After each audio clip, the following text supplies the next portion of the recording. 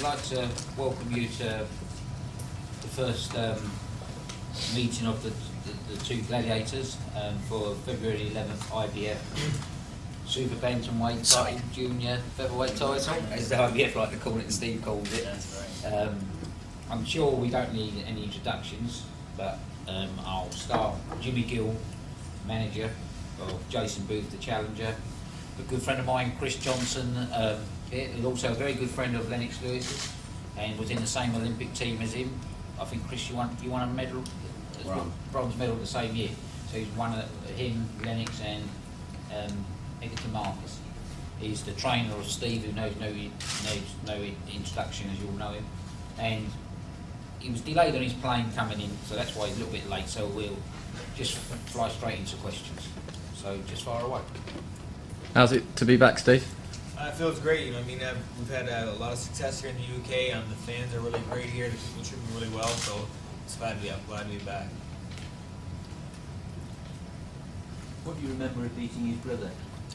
I mean, it was a tough fight. I hurt my hand real bad in the third round. You know, we took the fight on a little bit short notice, but you know, he was a tough customer. You know, I mean, he was there to keep his belt, and it was a tough night, but I came out victorious. And you know, that was 8 years ago. I've learned a lot in 8 years. And I've been with Chris Johnson for 6 of those years, and you know, I'm a different fighter than I was 8 years ago. And he's older. So what do you know about Jason?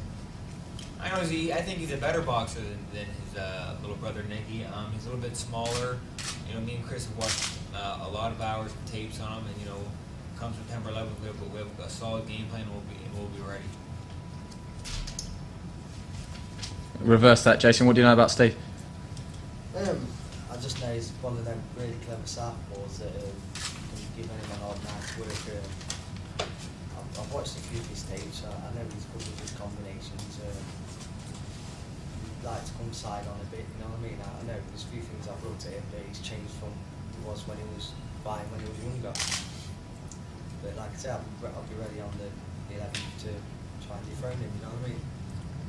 Steve, what have you done sparring-wise? Obviously, you know Jason's coming up through the weights. Have you brought in sparring partners that have sort of mirrored that, or have you just gone with your normal routine? No, we bring in a specific sparring partner for every one we face. You know, this one, you know, we know Jason's 5'4". You know, we brought in a smaller sparring partner with good movement, good speed. You know what I mean? We bring in the best sparring. You know, it's the world title fight. You know, we're not playing around. So, Steve, a lot of talk suggests that you're past your best. How do you respond to that? Pardon me? A lot of talk in Britain in boxing media says you're past yourself. And that's great. And, you know, hopefully that you know, Jason Booth thinks that September 11th, and it could make my night even easier. But you know what I mean? Since my lost Caballero, you know, I haven't had my best performances, but they're getting better every time out. And you know, me and Chris are satisfied with the training camp we had, and we feel it's the best one we've had. So it'll be our best fight September 11th. I don't think he's past his best. I reckon because he's older than I, he'll be a different Steve Molitor than his other fights, you know what I mean? And if he's past his best, what does that make me?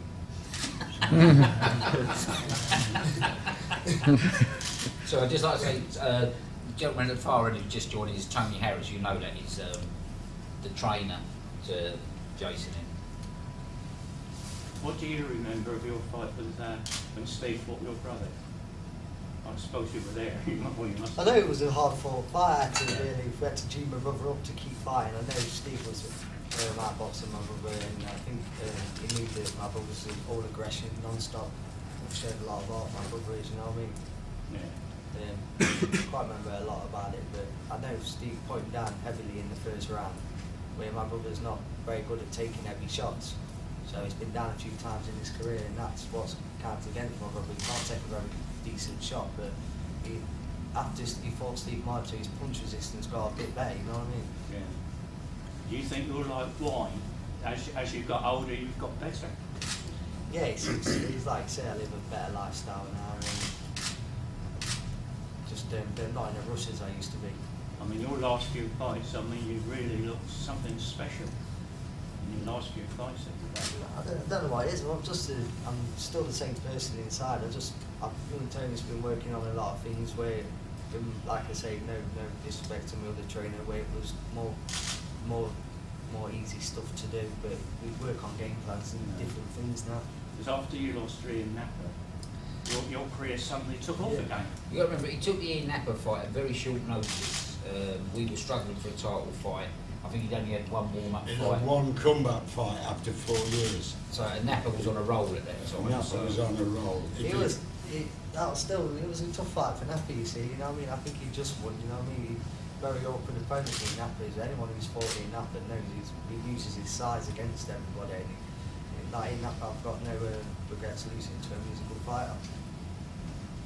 Do you have any problems travelling, Steve? Because it is a long journey and it leaves you with, you know, a couple of days up there to relax. Yeah, no, we have no problem traveling. Like I've said, I've been here 3 times before. You know, I mean, we're here in plenty of time to get acclimatized, get our rest, and you know, the training's on the down right now. You know what I mean? We did all the hard work back in Toronto, so now we're just here just to stay sharp and stay fast and be ready for next Saturday. I mean, one of the things in the negotiation with Steve and his team was, obviously being a promoter, I like to save money, and I only wanted to bring him in for 7 days, which most promoters do. But unless they got 10 days, that was going to be a deal breaker. So he obviously knows how to train and he knows how to travel. And, you know, coming here 10 days, he's got them extra 3 days, which I wish he had now. Chris, Steve said you've looked at hours and hours of footage. What is it that you look for when you study a fighter? Is it have you always studied every opponent, or? Me personally, my career, no, but when I'm training somebody, I don't jeopardize their career, so I do study. We see that Jason's a very quick fighter, likes to throw quick flurries. He loves the left hook to the body, but that will never touch us. So I don't know how Jason's going to beat us. I mean, I try to go through every aspect and see how he has a chance, but he's in there against a giant. And I mean, we've done everything we had to do.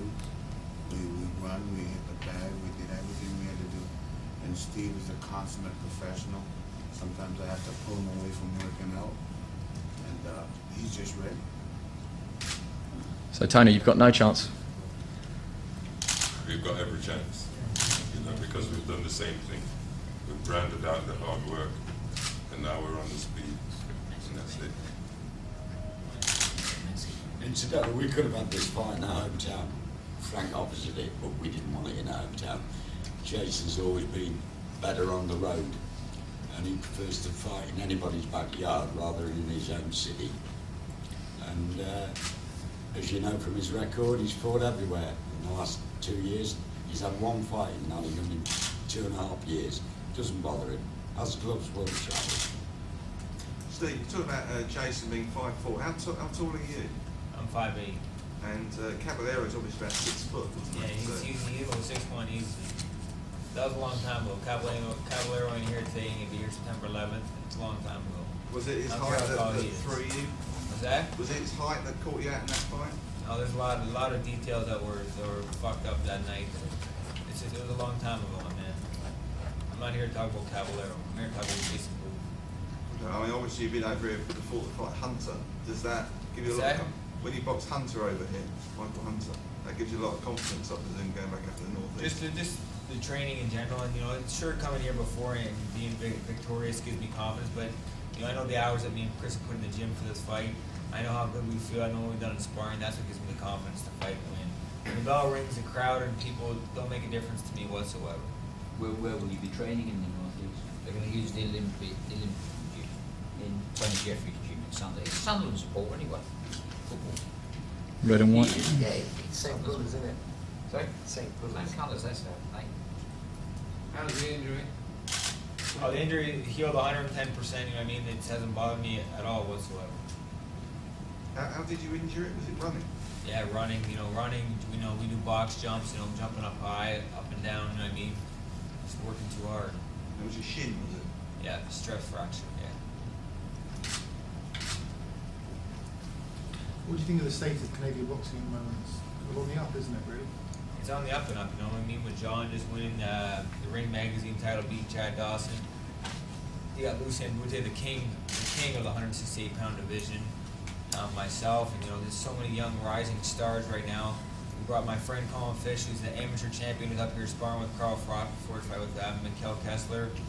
I mean, we just got so much talent in Canada, and you know, we're just taking off. Steve, what do you think your major strengths are? Just the hard work I put in the gym, you know what I mean? Everything I do, you know, me and Chris work on everything, speed, power, movement, thought process, everything we do, we just go over and over and over, so I think it's just the overall hard work that I put in the gym that's my biggest strength. Do you think you're better now than you've ever been? I definitely do, without a doubt. Any more questions? You want to do a one-to-one photo?